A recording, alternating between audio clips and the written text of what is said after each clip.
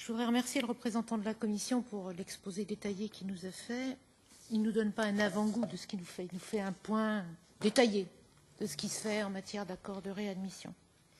À la gauche européenne, nous sommes fondamentalement contre les accords de réadmission. Contre les accords de réadmission, tout particulièrement avec les pays qu'on a tendance à considérer comme des pays qui bafouent les droits de l'homme. Donc, je m'aperçois que, visiblement, il n'y a plus de problème de droits de l'homme, ni en Chine, ni en Biélorussie, parce qu'on négocie des accords de réadmission avec ces deux pays. Je trouve ça pour le moins étrange.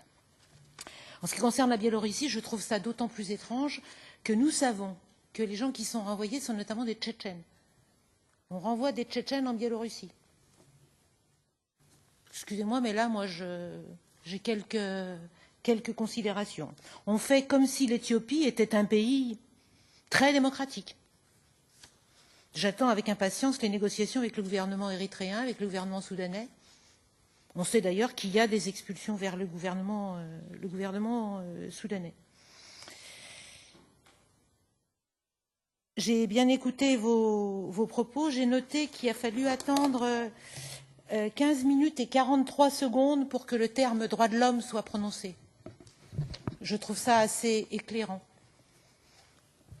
J'ai bien entendu qu'il fallait que les politiques en la matière commençaient à payer, que les efforts étaient insuffisants en dépit des investissements politiques et financiers, qu'il y avait des accords satisfaisants avec un certain nombre de pays, dont la Russie, autre pays dans lequel, dans cette maison, on ne parle jamais de violation des droits de l'homme, avec lequel il commençait à y avoir des résultats, que les taux restaient trop bas, qu'il y avait des entraves qui étaient mises par les ambassades et les consulats. J'ai noté aussi que vous parliez quand ça vous arrangeait en pourcentage et quand ça vous arrangeait en termes de chiffres absolus. Moi, c'est quelque chose qui me paraît pas très cohérent. Dans la lettre que j'ai lue avec attention, il n'est quasiment pas fait état de chiffres absolus, du moins de chiffres absolus globaux. Moi, je pense que nous devons exiger, nous, en tant que Parlement européen, et particulièrement en tant que Commission des libertés civiles, un détail, pays par pays, en chiffres absolus, de ces politiques en matière de retour. Nous ne l'avons pas. Et ça n'est pas acceptable. Parce que dire 9% d'augmentation des taux de retour, ça veut dire quoi ? Je pense qu'avec tout ce qui est mis en place, on va avoir des statistiques de plus en plus éclairantes, mais ça serait bien qu'on ait des statistiques dès maintenant. Je note, par ailleurs, que quand ça vous arrange, vous utilisez les chiffres absolus.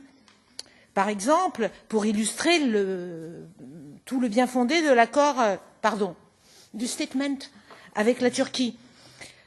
On est passé de 10 000 personnes par jour qui traversent la mer Égée à 77. On est passé de 1000 morts à 113.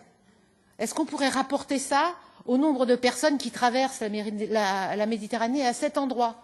Le nombre de morts en pourcentage de ceux qui traversent continue d'augmenter. Et comme partout, ça veut dire pourquoi? Parce que ces accords, en réalité, ces politiques-là, poussent les gens dans les bras des passeurs et des trafiquants. Elles les poussent à faire prendre de plus en plus de risques aux migrants. Et donc, le pourcentage de gens qui meurent en Méditerranée continue d'augmenter, y compris d'ailleurs en chiffres absolus, si on prend l'ensemble de la mer Méditerranée. Donc, je ne pense pas que c'est satisfaisant. Je ne pense pas qu'il soit satisfaisant d'avoir des relations étroites avec tous les pays africains concernés. Je ne pense pas qu'il soit satisfaisant de nous dire que ces pays ne veulent pas de véritables accords internationaux en la matière. D'abord, ça prive le Parlement de ses droits en l'espèce, et je pense que ça arrange particulièrement bien l'Union européenne de ne pas dire qu'il y a des accords avec tel ou tel pays en la forme. Donc non, tout ça n'est vraiment pas satisfaisant et ne peut pas être acceptable sur le plan humain. Deux dernières choses. À qui s'appliquent les politiques de retour? L'impression que j'ai, moi, c'est que l'on prenne comme statistique, et vous l'avez plus ou moins dit d'ailleurs avec le Bangladesh, c'est que ce qui compte, c'est le nombre de personnes qui arrivent en situation irrégulière sur le territoire de l'Union européenne, avant toute chose, et non pas la situation de ces personnes.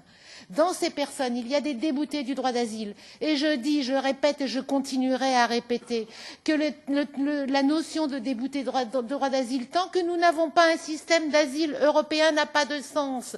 Parce que d'un État européen à l'autre, les situations et les examens sont très différents. Ça n'est pas acceptable. Ça n'est pas acceptable quand on est attaché aux valeurs de l'Union européenne.